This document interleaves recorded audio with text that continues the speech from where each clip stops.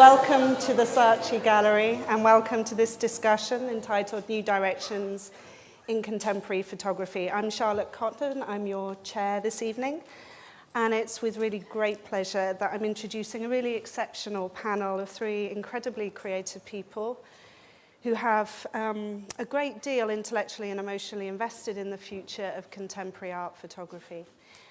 At the end, we have Schuman, who's a multi-talented photo fiend. He's a photographer who makes bodies of work that offer new departures, I'd say, in photography's rich history that was developed in the 20th century. And Aaron is a really talented photographic educator, and he's also a curator and a writer for international venues and photography publications, as well as the editor of an online magazine that he founded in 2004, Seesaw magazine. Clarisse DArcimoles is a really exciting new voice that photography is desperate to call its own, although you could also call it photography in relation to performance. Since graduate school, and she was at Central St Martin's, Clarisse has experimented across the gamut of performance and photography. And she's just about to have her first solo show in London, which I think is at Viner Street, is that right? Yep. Opening on February the 3rd. Anne Hardy's staged photographs often have their genesis in a curious object that she comes across in the course of her daily life, which she builds into these really strange theatrical scenes for her camera, some of which are on show in this exhibition. She's been one of very few younger photographers to have had a sustained and international presence in the commercial and non-profit gallery ecosystem. It wasn't until we arrived this evening that we realised that there wasn't going to be a projector, so our three panellists had prepared some short. There's someone waving. Is that to say you can't hear? No. You had prepared presentations with slideshows. So rather than the kind of pure torture of you presenting without your slides, describing your work, or us having to draw pictures, we decided to go really straight into our discussion and some key questions that we posed ourselves this afternoon. But really, when that conversation begins to draw to a close, we want to move as soon as possible into your questions and observations. I mean, obviously there's lots of people here who are similarly invested in the future of contemporary art photography. So hopefully we'll rattle through, and it's a good thing that we're not looking at any pictures.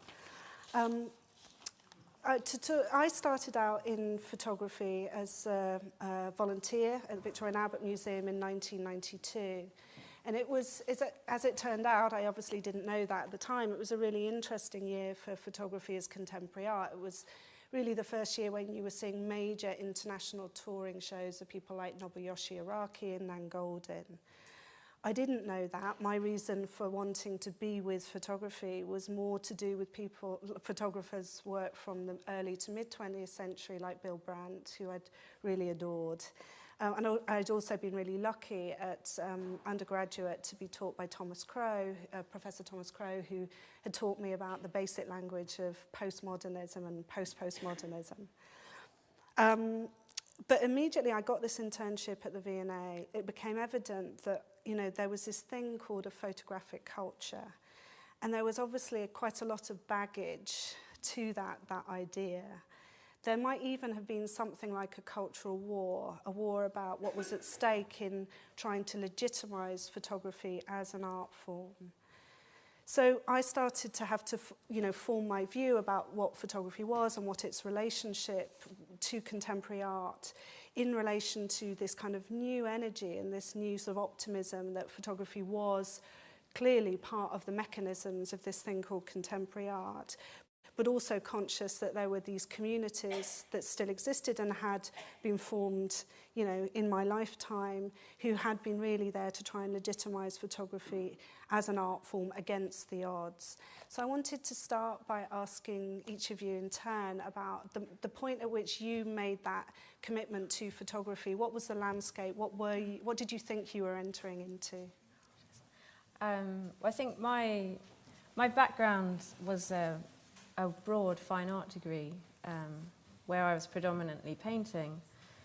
And at a certain point after leaving my degree course, I felt that what I wanted to do with my work, it wasn't really possible within painting anymore. So I looked, and I'd always looked at a lot of photography, all different kinds.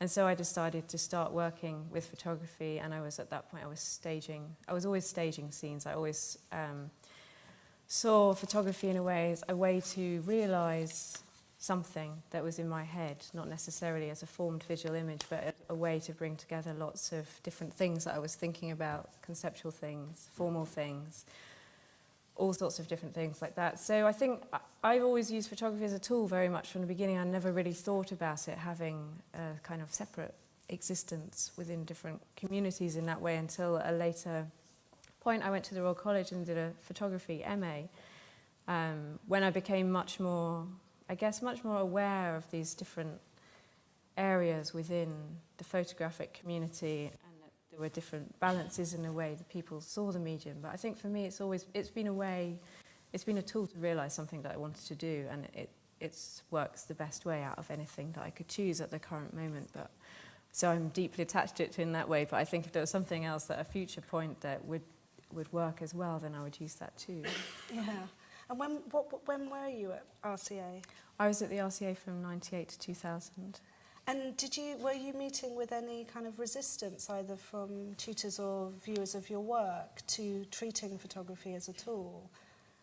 I don't know, I don't think so. I mean, I think in the group of students that I was with at that point, there were, at that time, not very many of us in the MA. There were 15 in each year in 2 years, so 30 altogether. And there was a really diverse range of practices within that, of what people were involved with, and we were all connected by something quite practical in a way. And so the conceptual discussions around that were, from lots of different angles, but I don't think there was really a resistance to things being one way or another way, because we were such a wide-ranging group. Yeah, and so there was, by that sort of late 90s, a sense of, well, within the art school, the supportive environment of the art school, a sort of coexistence of these different versions of photography. I'd say within that group of people, definitely, and there weren't huge, there definitely weren't big distinctions drawn between one and the other than that one person might consider their realisation occurring in a different way or in a different place than another person. Yeah. And Clarisse, you're relatively recently graduated from Central St Martin's. Like a year and a half ago, so everything went quite fast for me. So what I did is a set design for performance course first. So I was 19 and I wanted to be a set designer. But step by step, I discovered photography, and I spent all my spare time. I was like in the dark room, like learning about 35mm, 120, and I started to really like it. So I decided to complete like a postgraduate course in photography in Central St Martin's as well. In the idea of mixing the two together, and do some photography mise en scène, and I think it's fascinating for me to do both, But I'm also I can use as well like installation, video, or photography, depending of what I'm talking about. So it's a tool for me for sure, but not the only one. Who were you learning that sort of basic darkroom techniques from? And you're talking about a wet darkroom, I guess. Honestly, it just like I was in the dark room and I was learning on my own a bit. I had a teacher who's here, and he taught me a bit, and I had this first solo show when I was 19, and he showed me a bit. And I think it was naturally the medium I really liked. But at the beginning I was really interested by set design. But I think I now do both, and I could go back to set design as well, but... Yeah.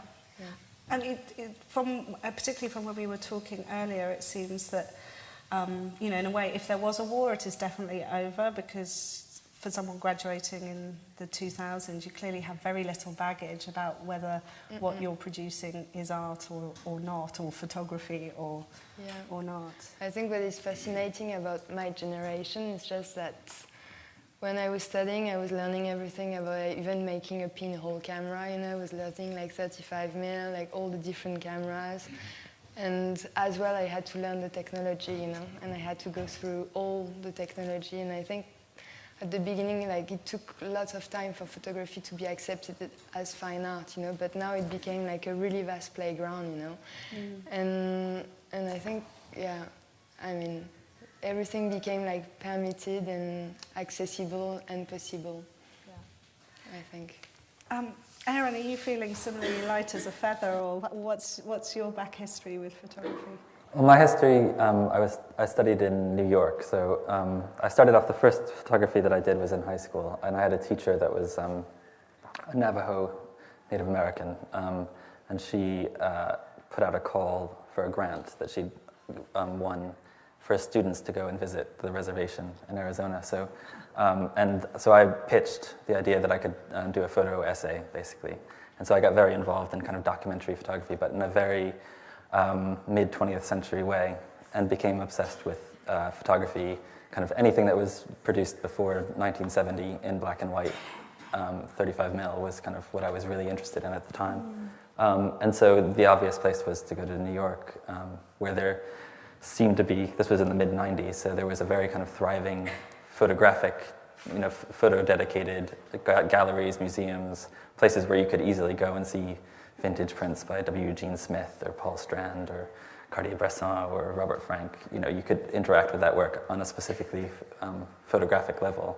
At the time I was studying the history of art as well, but I wasn't, I was engaging with it through kind of photography. And there was no kind of insecurity in my mind for photography. But my interest at the time was very much historical. And I was very much in denial about the fact that that world had kind of disappeared in terms of the editorial Life magazine kind of world. I was very romantic that, that's what I'm going to do, that's what I'm going to be.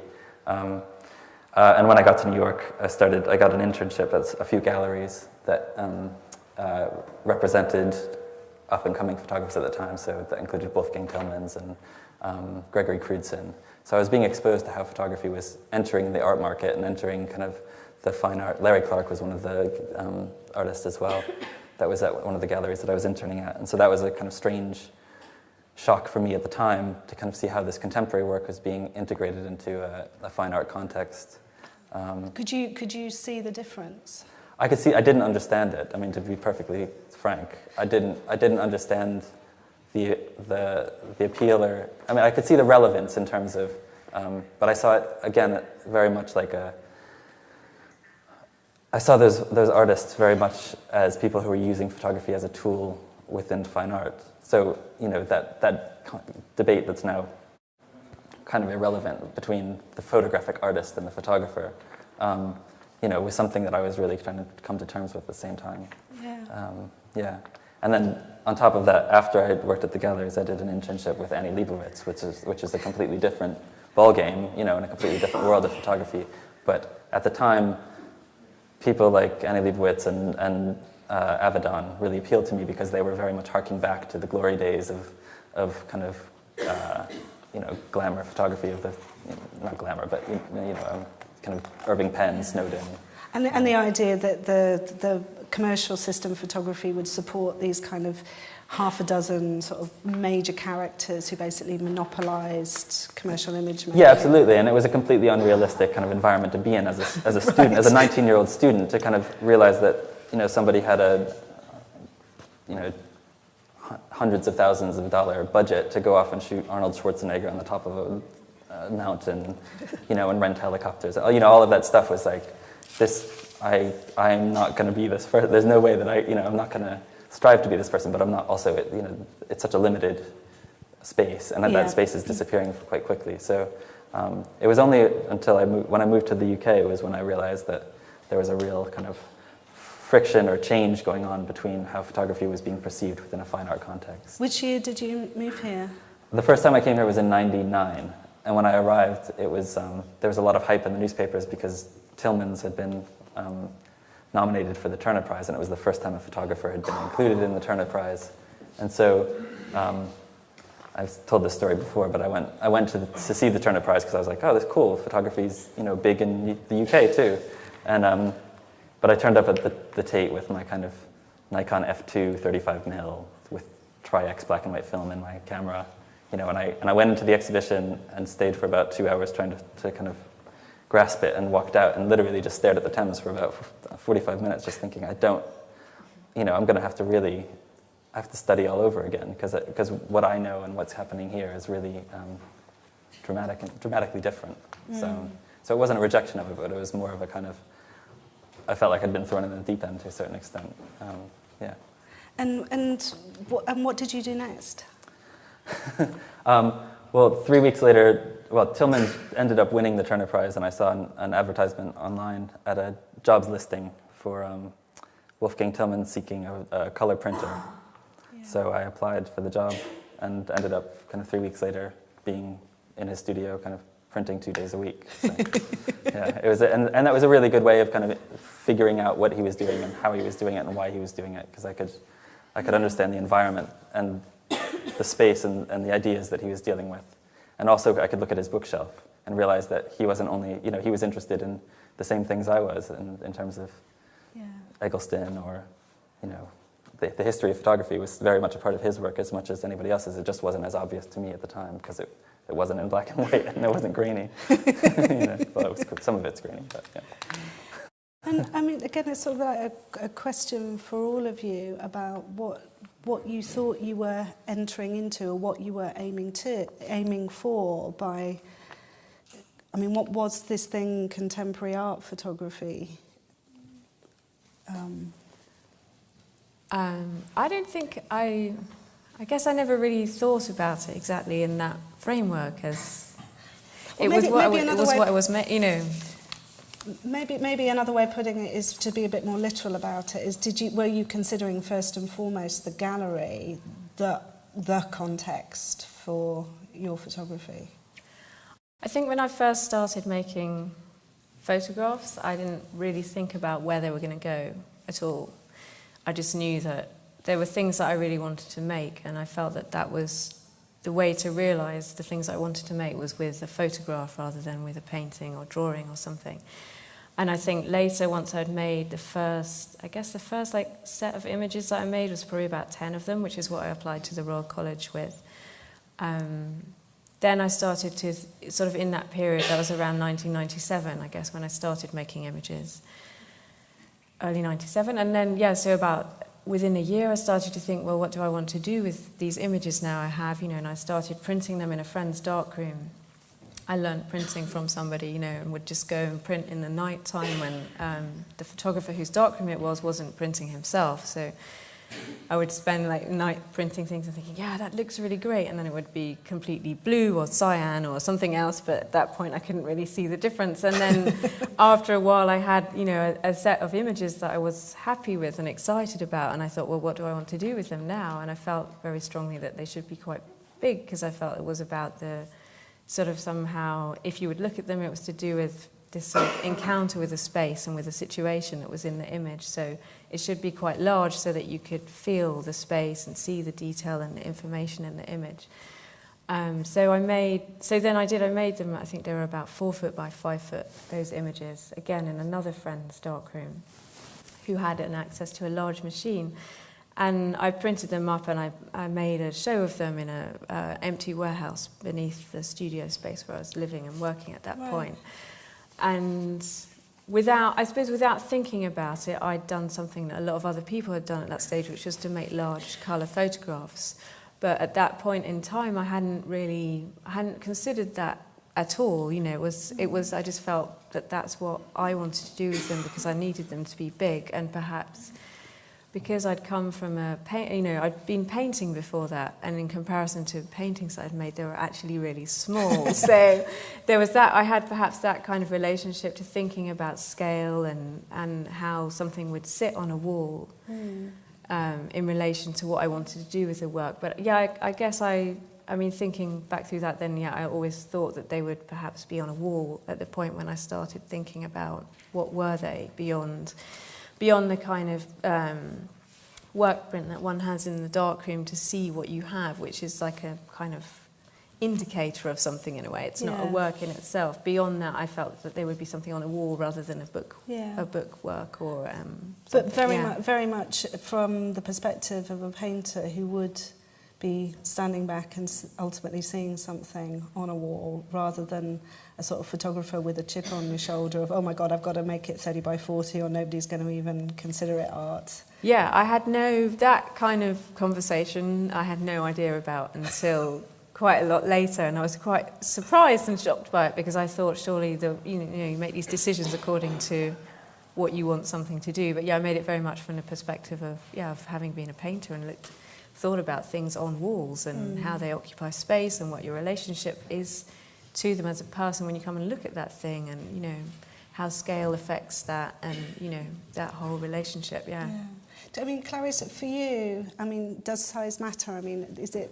I didn't really have to choose the scale because, like, my project is about restaging some old family snapshot years after. So I just decided to keep the original snapshot and to just recreate it exactly in the same way.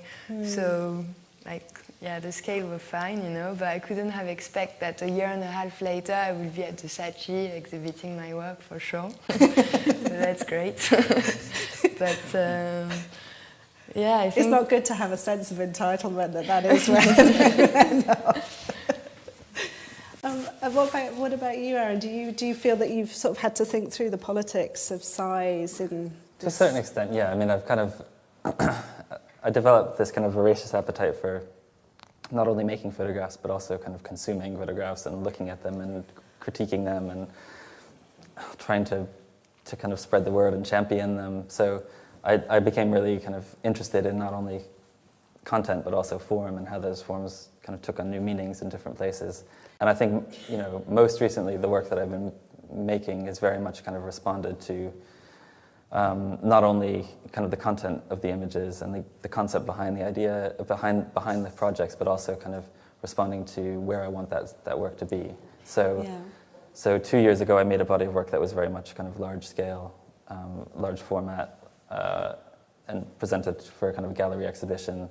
The next body of work I made was very much kind of a response in black and white to kind of, I'd seen Cortége's small contact prints from his time in the military and kind of early 20th century, and really responded to the way that, I really enjoyed the way that I responded to that work in the gallery space. The fact that I was sucked in rather than overwhelmed, and they become something quite precious. So I started making work like that. And then the most recent body of work I made is a series of postcards, which is, again, just another departure in response to somebody else's work. So, it's something that I'm really interested in. But I think, photography within a fine art context is really valid, but I think it can exist in lots of other contexts as well in equally valid ways. And I like experimenting with those things. Yeah. I think what's interesting is that the sort of the meaning and the values of the final form of photography really does impact on the experience. And in your individual ways, you were talking very much about being very sentient to what the form needs to be in order to have the viewer to have the experience that you want of the work. Because being slightly more cynical and not being a practitioner, so I can say what I like, if you were feeling cynical, you would say that, okay, well, actually there are these trends in size and production values, which potentially one would say are either strongly market-driven or driven by a motivation to make work that looks like contemporary art. So, for example, in the very late 90s, if you wanted it to signal immediately this is contemporary art photography, it would be 30 by 40 inches backed on a sheet of aluminium, no frame. And that was like the most neutral statement but clear statement of being contemporary art. And then by the mid-2000s, if it wasn't laminated behind plexiglass, then how the hell were you to know it isn't a contemporary art photograph, and the bigger the better. And these kind of trends, and there being a real obviously there being a really important distinction between those being the default production values of this thing called contemporary art and actually the production values which leads the viewer to the specific message of the work. I mean, because in a different way, like your photographs, Clarisse, inherently you want people to immediately get the relationship with vernacular family photography. And because this talk is about the new direction of photography, I think it's really interesting for me to, I'm wondering, you know, like, because I'm the last generation of family albums and print photographs, you know, I'm wondering in like 50 years, 100 years time, you know, how those like family picture, like this fictional past of a real past will be perceived, you know. And I think it was really important for me to keep the same size, because if I had to make them bigger, you know, like you go out of the family albums, you know, it becomes like something else, I think. For me, I mean, talking about new directions, I think what's become really interesting from my perspective is that I think a lot of photographers are now starting to deal not only with single images and the object and the form of the image, but they're also starting to deal and interrogate and experiment with the relationship between images and what happens in the space in between them, whether it's through sequencing in a book or through collections of work on a wall where pictures are responding to each other. So it's becoming a lot more dynamic and complicated. So it's no longer just simply a single image behind plexi on a wall, but it's become multi-dimensional and existing of multiple images, and people are kind of looking at the space in between, you know, in between pictures when they're placed next to one another in a sequence and so on.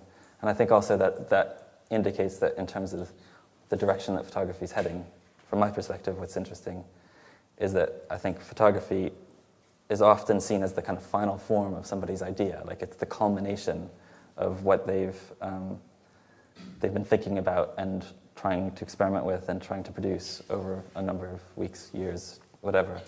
And I think now what's happening is that a lot of people are starting to use photographs as instigators for ideas. You know, so they've kind of reversed it in a sense, and using the photograph as a starting point rather than as the end point.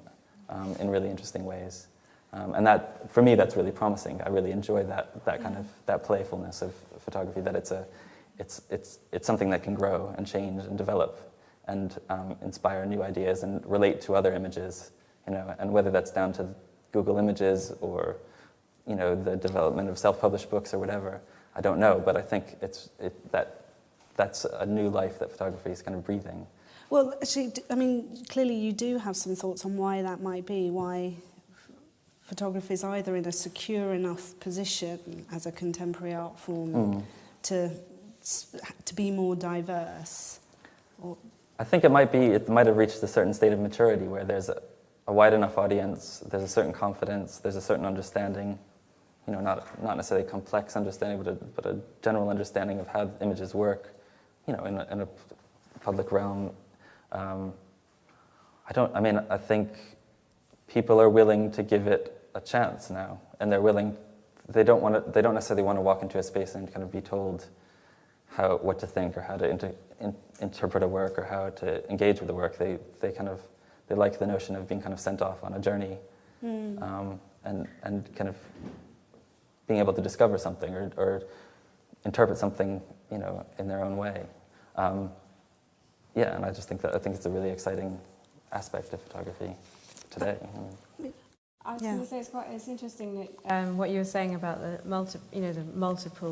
multiplicity of images in a way, and that becoming, because I feel like I'm still trying to get even, because I work very much with the single image, but almost trying to get even further away from many, which has always been, I guess the expectation with photography is that you would have lots of them because you can more easily, and trying to find a way that where one in the room is plenty in a way, that's trying to sort of pare it down and back to this point where the single image can exist very much on its own, and those kind of relationships and journey can happen inside somehow. I think within a fine art context that functions incredibly well, because within this context, people are conditioned to kind of experience and respond to work in the context of it actually being an object in space as opposed to in a printed page. Of course. And also, in the history of the museum and the fact that kind of painting is a kind of relevant thing. So again, size and kind of form and. I mean, in a way. I mean, actually, I'm going to ask you another question, which is, your practice has been really consistent over say 7, 8 years. Yeah. So that's a long time where actually you do work in this very considered. It's obscenely slow, and so it's like one work every. I'm about 3 to 4 a year. Yeah. And I mean, that's obviously something you're really committed to doing. That is what you need to be doing right now. But do you think that in the period you've been working, the reaction to your work or the understanding of your work has shifted in relation to what Aaron's talking about, which is really a kind of a less baggaged relationship with photography as contemporary art? I'm not sure, really. I think it's really hard. I'm not really sure. I think... no, I don't know. It's probably about the same, I would say, in relationship to how people look at and understand the work, because I think consistently some people have always got that it exists in a certain way, and then also the opposite, that some people don't understand it existing in that way. So I guess I'm thinking of the fact that, you know, even 7 or 8 years ago, a photographic print, we still talked about that as the obvious sort of end result of making a photograph. Whereas, of course, in that time, what's happened in our daily lives is, and even in our family lives, the physical print is not something that many people see very often. So it immediately means that even if you do nothing differently, the value of seeing this gorgeous, big, clearly considered, very active set of choices, which is a physical print of yours, is more pronounced, even if you're doing nothing, you're motivated by the same things. I completely see what you mean. I think the large photographic image perhaps has always been more surprising anyway, because it's big. But I agree that, like, as the physicality of the everyday photograph disappears, it doesn't really have a physical existence so much anymore. So therefore, the physicality of another kind of photographic image becomes more present, or you become more aware of it. But I think probably with my work, the thing that I encounter most is people's reaction is to the way that the photographs have come into existence, more than the fact that, that whether they are a big print or whatever. It's more to do with the process behind them that causes the surprise, if you like, or the kind of reaction to them as a medium, because I think some people find that quite perverse with a, it is quite perverse. With a photographic image that you would spend so long making one of them, but But I think conversely there's plenty already, so you don't need to make lots of them. And in a way, the photograph allows a lot, the single image allows a lot of things to come into being within one image. I don't think, Do you think that you mentioned self-publishing, and what I think we've seen in the last couple of years is this real renaissance of the idea as the book form, as one which is an original form for photographers, and artist books are on the ascendant. Do you think that that's also because of the fact that we can see it as a material rather than just as a default platform? I mean, the publishing world is really having to reinvent itself, like most creative industries right now. So, whereas in the mid-90s, after Richard Billingham Scarlo published Raise a Laugh, in 96, every photographer under 30 felt slightly inadequate if they didn't have a trade book, 5,000 copies, and that sort of fell away as the industry went into crisis. But as a result, self-publishing seems to have emerged as this really vibrant creative form. I think I've taught quite a lot, and that's one thing that I've seen that's very exciting in the way that a lot of students develop their work at the end of their degree, is really looking to the book as a format that they can not only, dream about as an idea, but like they can really work with it as another medium in a way. And I think that has completely changed, because it's become something that's completely accessible for anyone to work with in the same way as a print or whatever else. Yeah. And I think that makes lots of different things happen within work. Yeah.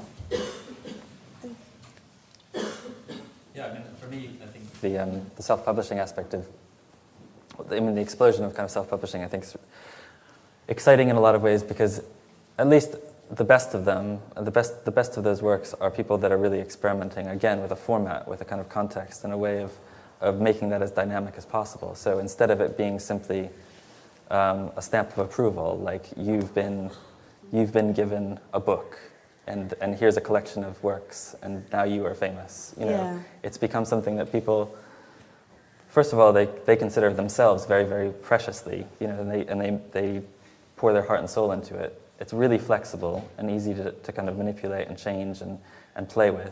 Yeah.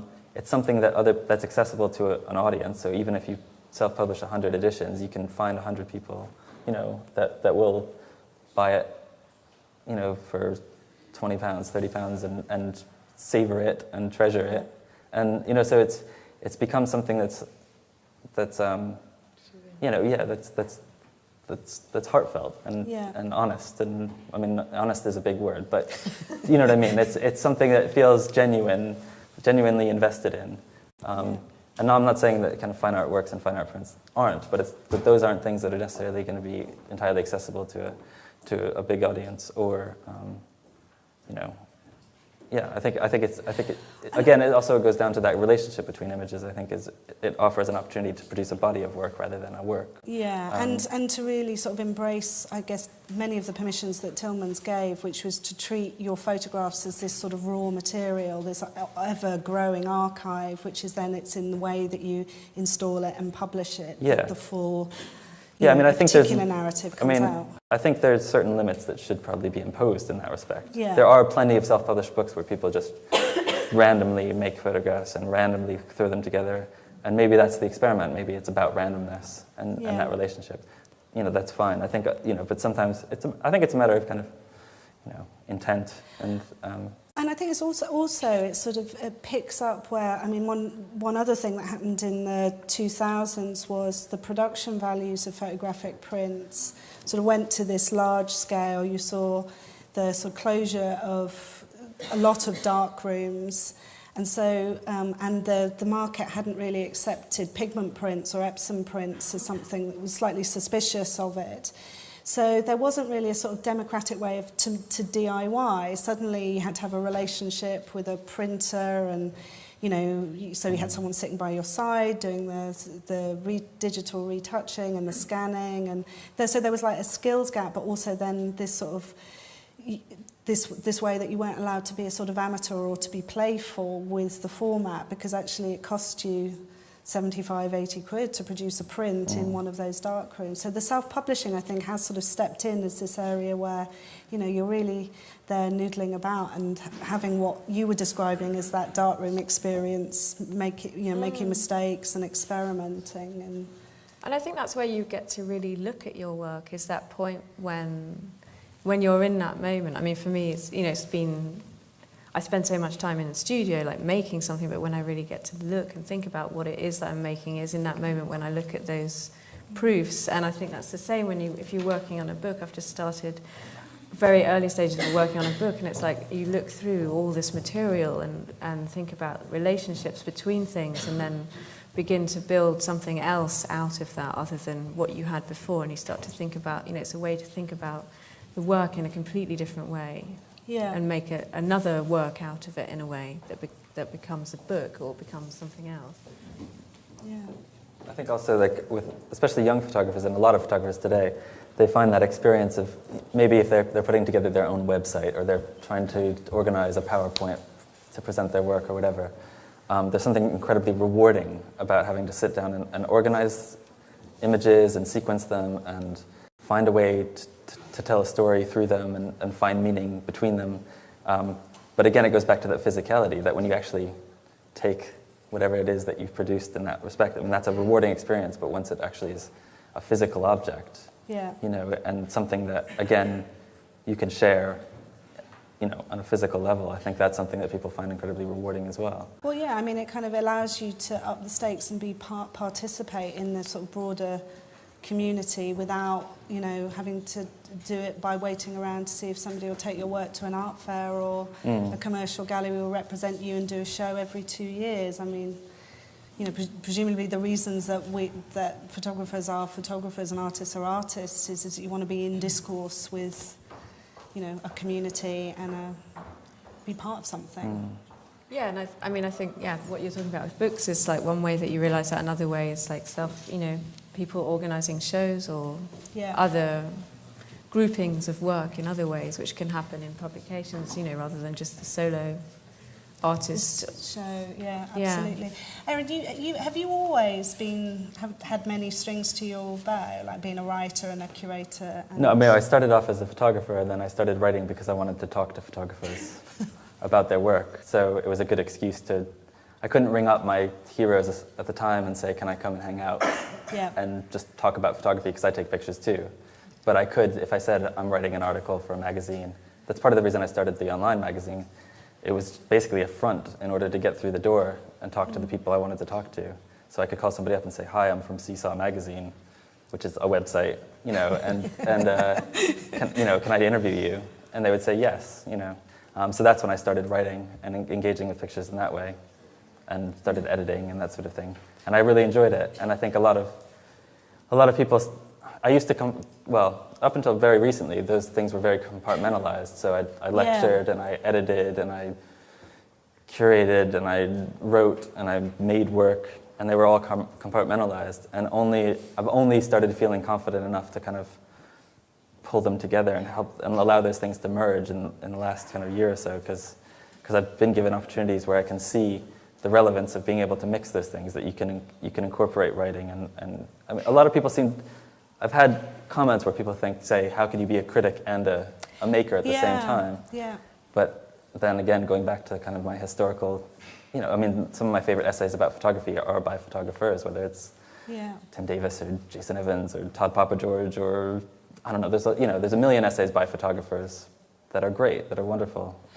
And do you think that also the fact that last year it has felt okay is not just because of your own confidence or development, but it's also because there's something in the air about working in collaboration and having lots of different facets to your relationship with photography. Yeah, like that's generally something that's more acceptable. I think a lot of photographers are doing it as well. I mean, the whole blog explosion as well. Every photographer now, it seems, has their blog where they're critiquing other people's work and they're sharing other people's work and they're engaging critically and, you know, socially with photography in ways that didn't necessarily happen previously or didn't happen in public. Yeah. With a forum, you know, that was open to an audience. So I think it's become slightly more acceptable for people to kind of stand on both sides of the fence, so to speak, to make photographs and to take, you know, I mean, to look at photographs and to look for photographs, you know, that kind of, that you can do both things, and that's a part of everybody's practice. Everybody's doing research and thinking about photographs, and some people put it on paper and some people keep it in their heads, you know. I don't think there's one thing better than another, but I think it's slowly becoming more allowed to play all of those roles, rather than at least I hope so. I mean, for my future, if anybody's.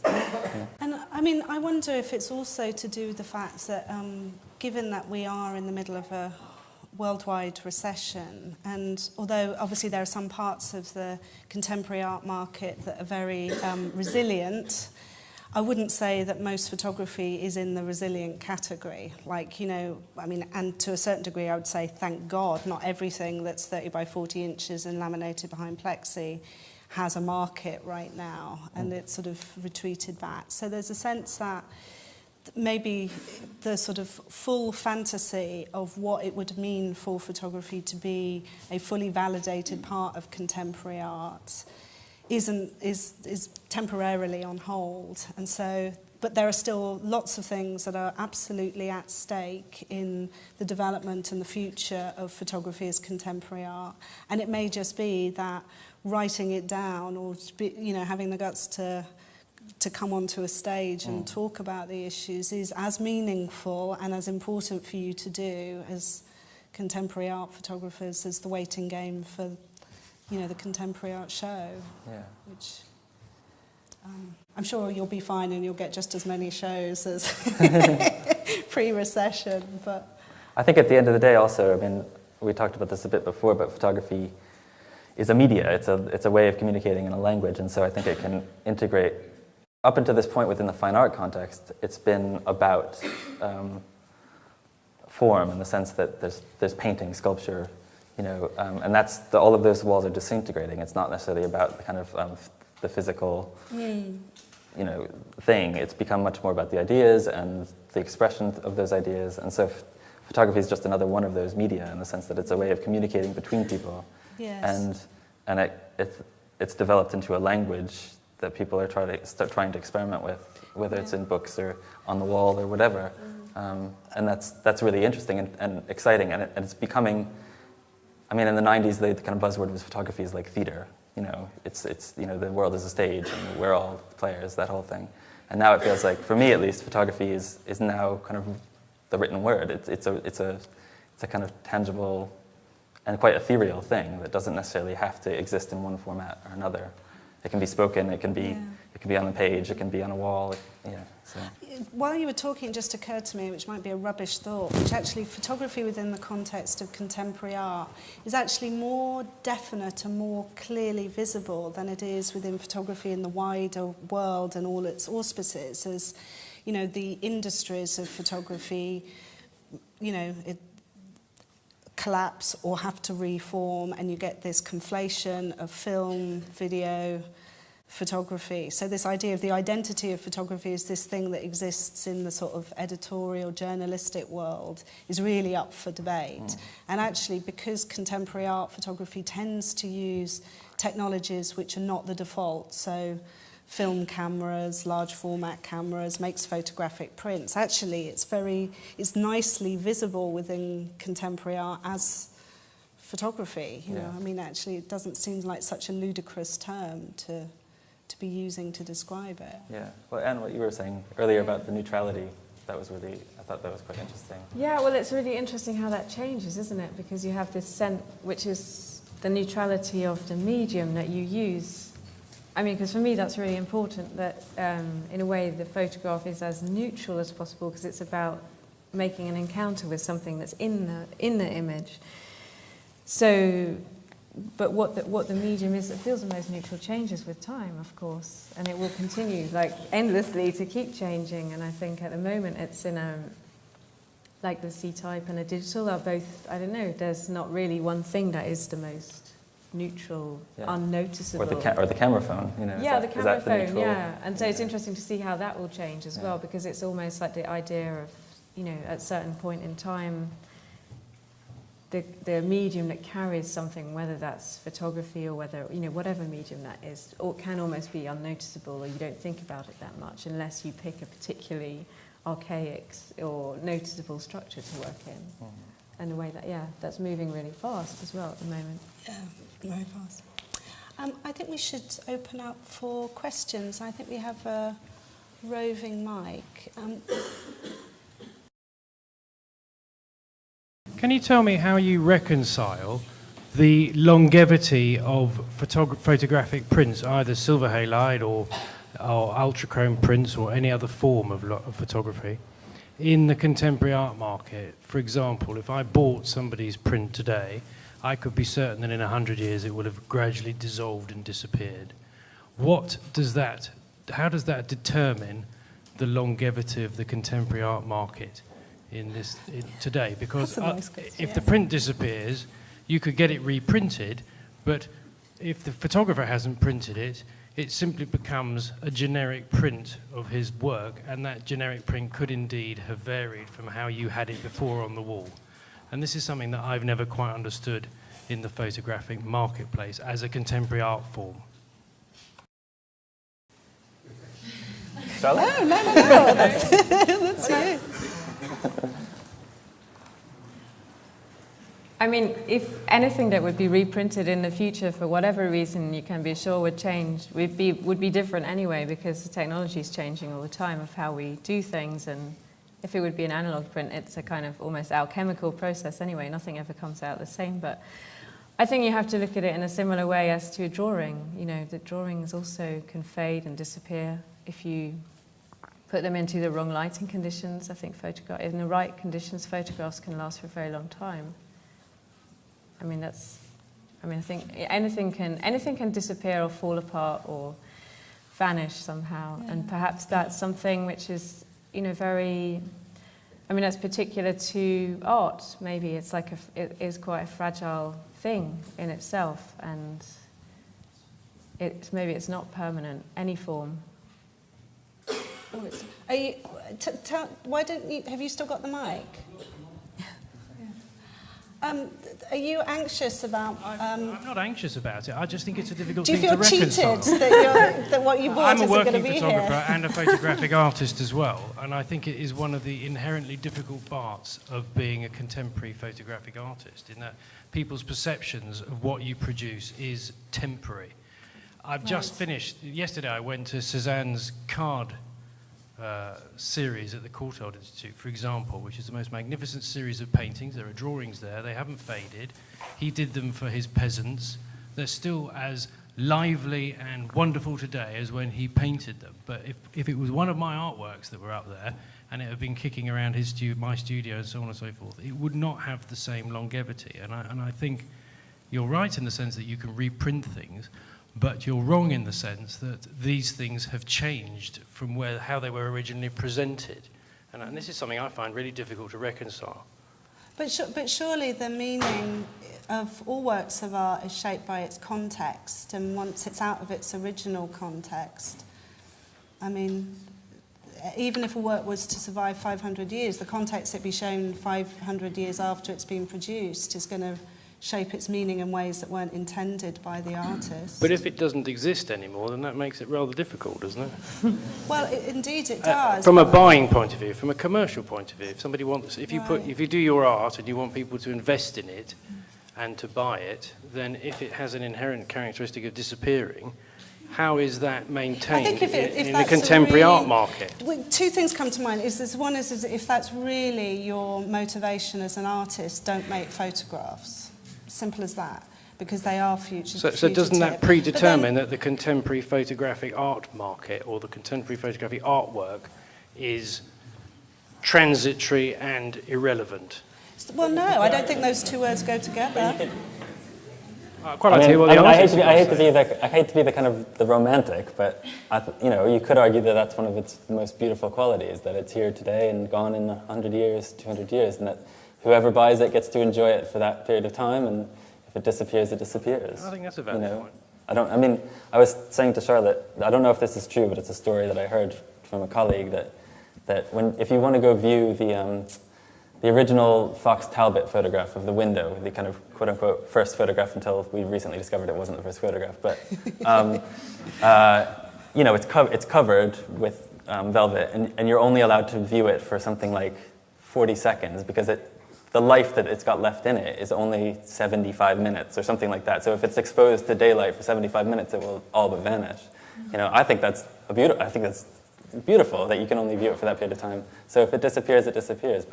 But if hopefully the reason somebody's buying your work is not as an investment so that their great-great-great-great-grandchildren will be millionaires or trillionaires by that time, but that they want to enjoy it for their lifetime, and it'll last their lifetime at least.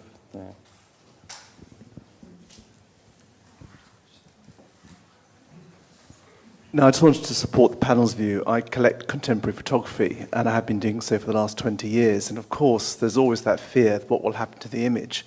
And I've got a few vintage prints from the 70s, which I don't show, but I sometimes take them out and have a look at them. But it's just the sheer pleasure of knowing the image that you've fallen in love with. And I think it's a risk you have to take. And I think it's absolutely right. Art is a fragile medium. And I just want to support the panel in that view, because I think I agree with your point that the gentleman in the back shouldn't be taking photographs if he's that worried that what's going to happen to them. And frankly, I've seen way too many people come and present portfolios of platinum prints, which are quite a resilient print of bowls of pears, and you think, I wish somebody would destroy them, because if that's what's left.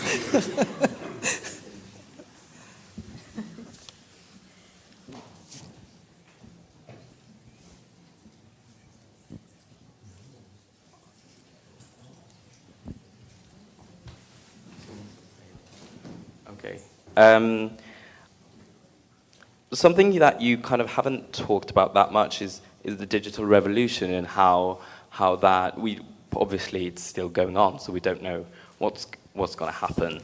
But do you think that because that the vernacular photography is kind of immediate and is online, it's on Facebook, it's on MySpace, that the art photography will kind of go back to the handmade and to kind of go back in a sense and look at what is photography as a craft compared to what the digital image is? We all have so much to say on this, so who wants to go first? Clarisse, do you want to?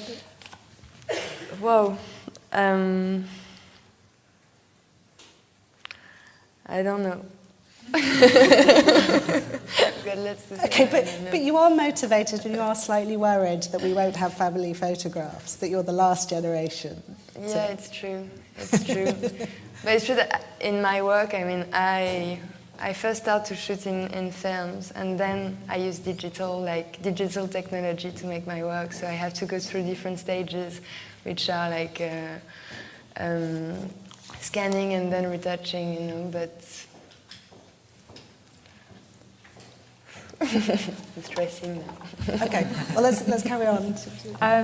I think, I mean, it'd be really interesting to see actually what happens, because of course none of us know, and it's like the ground is constantly shifting under your feet as a practitioner, you know, with technical stuff at the moment, because you think you can do one thing, then that disappears, and then it comes back, and then something else appears, and then there's all these new things going on, but you're not quite sure if they can do what you want them to do yet. But Polaroid, for example. Yeah. Like the Polaroid disappeared, you know, and now they reinvented it, you know, just because, like, yeah. Oh no, we shouldn't in our generation. Well, I didn't have the time to use Polaroid and it already disappeared. But no, they just reinvented it. Yeah, they just brought it back. So in a way, it's kind of quite, I don't know, it's sort of frightening and exciting at the same time with that what's happening. But I think that what it does do overall is make you much more aware of medium as a subject and as a choice, because I think when I first started working with photography, there weren't that many choices. There was kind of color negative, black and white, or color slide, which was sort of already starting to disappear. So, but now I think the material of the medium is much more present in the choice that you make and as a subject, and I think that probably will continue to grow. I mean, that's my feeling as well from looking, like in colleges where I've worked with students and seeing the way that they approach like the photographic medium, because like somebody who starts college now on a BA starts with digital as a default, and then they might discover analog if they can have the patience or the facilities to learn that. So it becomes, it has a completely different sensibility and a feeling to it, I think. So I don't really know where it will end up, but I think that medium is, yeah. I think, I mean, at least within a fine art context, there's also a really interesting precedent, which is the invention of photography and what that did to painting.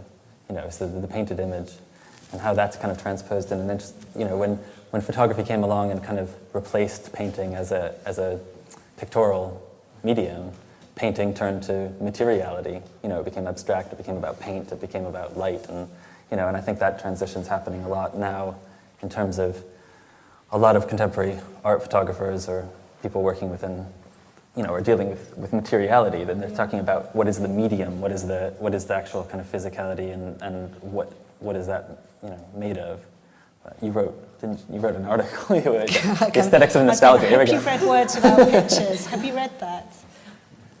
There's a book, Aperture have just published it, called Words Without Pictures, which was a website that I did when I was in Los Angeles, and lots of people wrote for it, but it was artists and curators and academics who had the guts to say something before it's received wisdom. Because I think what's amazing about this moment is actually you look back, I've changed my mind on things are happening so fast, I've changed my mind.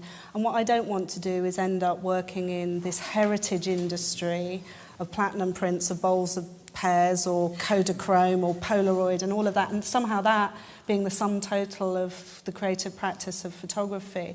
But actually everything that might consider itself contemporary art photography is in relation to the fact that 8 billion photographs were made last year, and most of those weren't made with what we would recognise as a camera, and most of those were never going to be made into a physical print. So I do think that this is the moment when artists do have something really prescient to say about the materiality of photography because of the wider scope of the photographic medium. I love the fact that you said the word revolution, because I am a revolution fetishist. You know, bring on the revolution, because I think that artists have a really meaningful place within that, rather than a comfortable contemporary art market, which is you just have this thing called a career, and you worry about how long you'll pitch, whether they're archival or not. And you know, photography is this great thing because it reinvents itself, and you can come from anywhere. You don't have to go to art school, you don't have to be a master printer.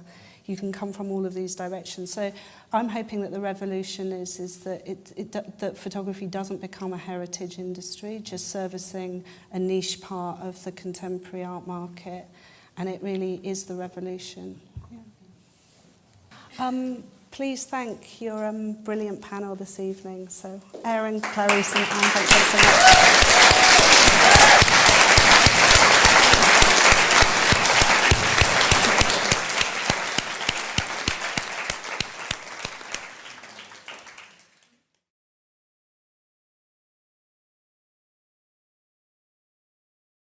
By that sort of late 90s, a sense of, well, within the art school, the supportive environment of the art school, a sort of coexistence of these different versions of photography. I would, I'd say within that group of people, definitely, and there weren't huge, there definitely weren't big distinctions drawn between one and the other than that one person might consider their realisation occurring in a different way or in a different place than another person. Yeah.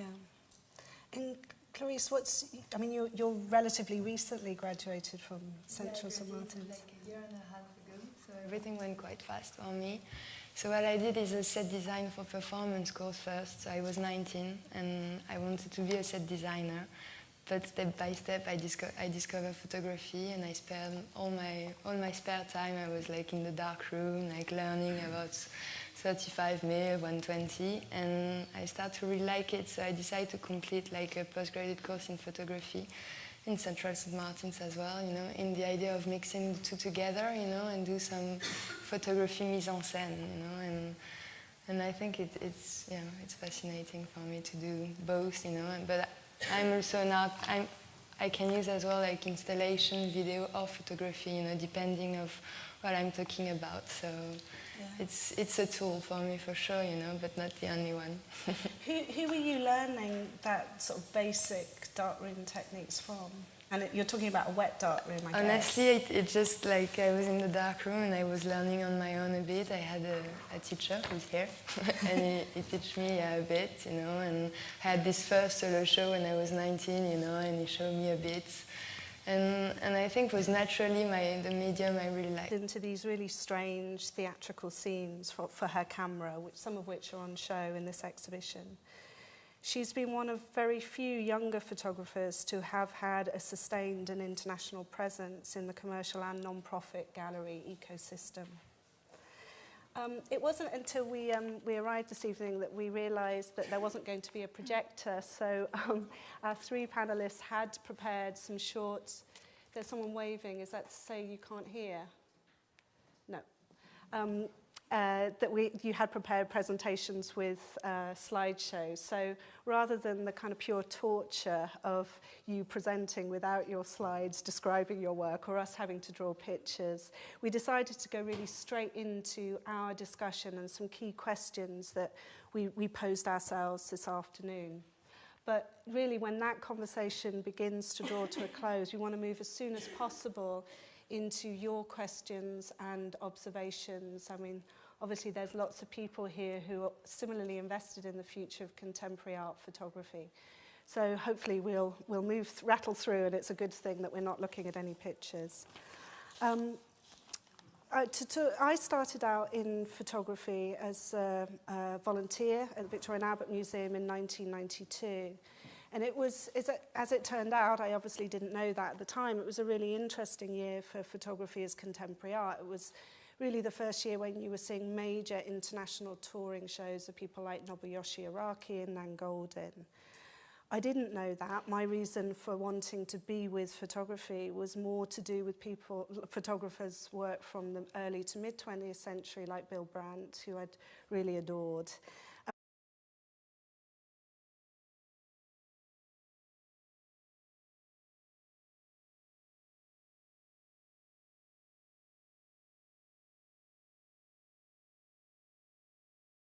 Welcome to the Saatchi Gallery and welcome to this discussion entitled New Directions in Contemporary Photography. I'm Charlotte Cotton, I'm your chair this evening, and it's with really great pleasure that I'm introducing a really exceptional panel of three incredibly creative people who have a great deal intellectually and emotionally invested in the future of contemporary art photography.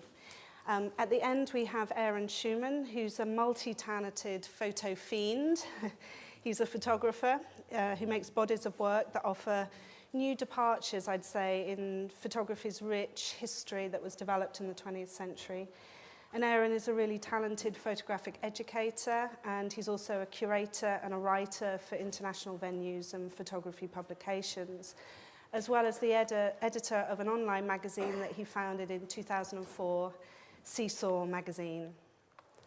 Clarisse DArcimoles is a really exciting new voice that photography is desperate to call its own, although you could also call it photography in relation to performance. Since graduate school, and she was at Central St Martin's, Clarisse has experimented across the gamut of performance and photography. And she's just about to have her first solo show in London, which I think is at Viner Street, is that right? Yep. Opening on February the 3rd. Anne Hardy's staged photographs often have their genesis in a curious object that she comes across in the course of her daily life, which she builds. And I'd also been really lucky at undergraduate to be taught by Thomas Crowe, Professor Thomas Crowe, who had taught me about the basic language of postmodernism and post-postmodernism. But immediately I got this internship at the V&A. It became evident that, you know, there was this thing called a photographic culture. And there was obviously quite a lot of baggage to that idea. There might even have been something like a cultural war, a war about what was at stake in trying to legitimize photography as an art form. So I started to have to, form my view about what photography was and what its relationship to contemporary art in relation to this kind of new energy and this new sort of optimism that photography was clearly part of the mechanisms of this thing called contemporary art, but also conscious that there were these communities that still existed and had been formed, in my lifetime, who had been really there to try and legitimize photography as an art form against the odds. So I wanted to start by asking each of you in turn about the point at which you made that commitment to photography. What was the landscape? What did you think you were entering into? I think my background was a broad fine art degree where I was predominantly painting, and at a certain point after leaving my degree course I felt that what I wanted to do with my work, it wasn't really possible within painting anymore, so I looked, and I'd always looked at a lot of photography, all different kinds, and so I decided to start working with photography. And at that point I was always staging scenes. I always saw photography in a way to realise something that was in my head, not necessarily as a formed visual image, but a way to bring together lots of different things that I was thinking about, conceptual things, formal things, all sorts of different things like that. So I think I've always used photography as a tool very much from the beginning. I never really thought about it having a kind of separate existence within different communities in that way until a later point. I went to the Royal College and did a photography MA when I became much more aware of these different areas within the photographic community, and that there were different balances in the way that people saw the medium. But I think for me it's been a way it's been a tool to realise something that I wanted to do, and it works the best way out of anything that I could choose at the current moment. But so I'm deeply attached to it in that way, but I think if there was something else at a future point that would work as well, then I would use that too. Yeah. And when were you at RCA? I was at the RCA from 98 to 2000. And were you meeting with any kind of resistance, either from tutors or viewers of your work, to treating photography as a tool? I don't know, I don't think so. I mean, I think in the group of students that I was with at that point, there were, at that time, not very many of us in the MA. There were 15 in each year and 2 years, so 30 altogether. And there was a really diverse range of practices within that, of what people were involved with, and we were all connected by something quite practical in a way. And so the conceptual discussions around that were, you know, from lots of different angles, but I don't think there was really a resistance to things being one way or another way, because we were such a wide-ranging group. Yeah, and so there was